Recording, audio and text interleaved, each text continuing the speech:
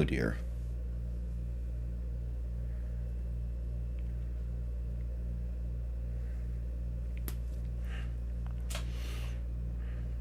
Okay, are we recording? We are.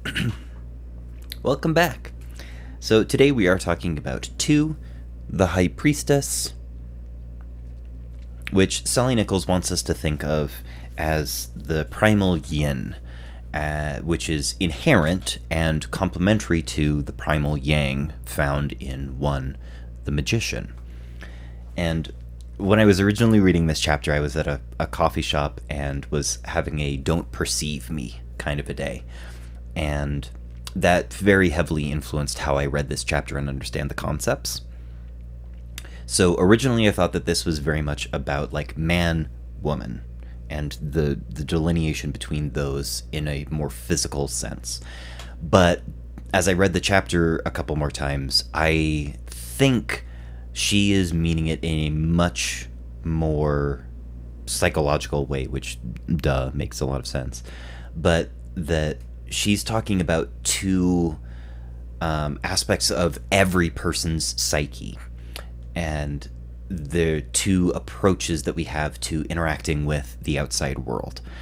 1, the Magician, represents the masculine approach, which is all about logic and is an imposition of will and structure and categories on the outside world, and trying to take those experiences and understand them through our own categories.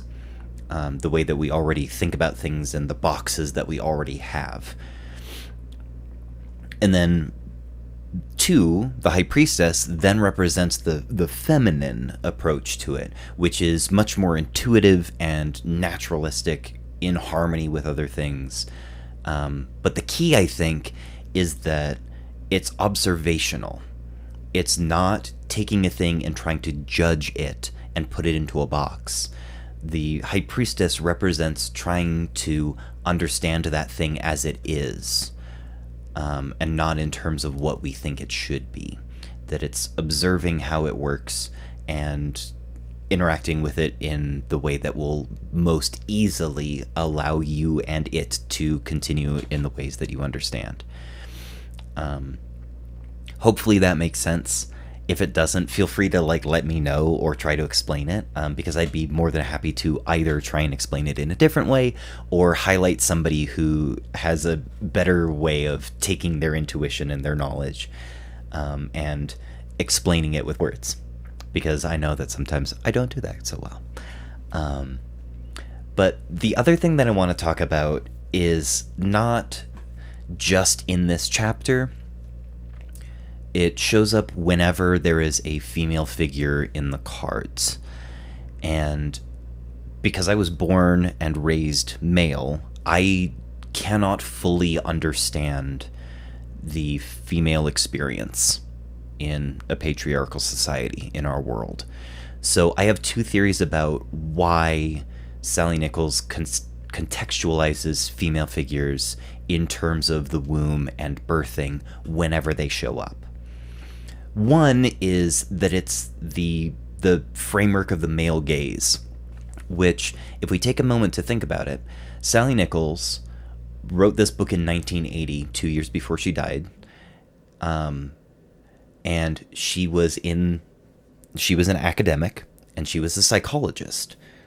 All 3 of those things, the time frame and her 2 major areas of study, her fields, were dominated by the male gaze.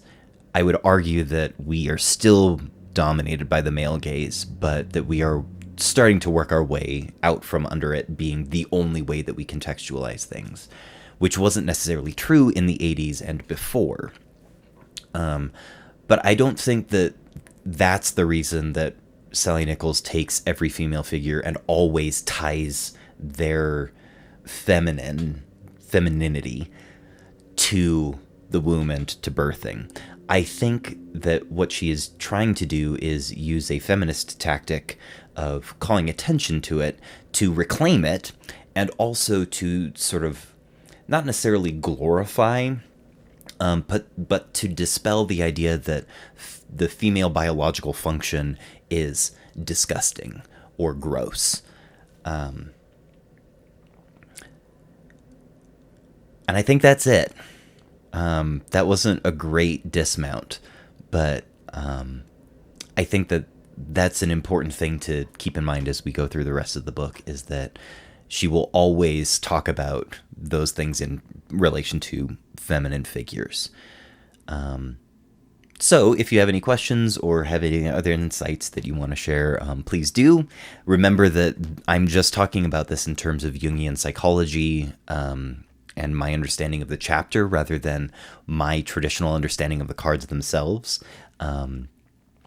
And if you have any questions or anything, please let me know. Okay, love you, bye!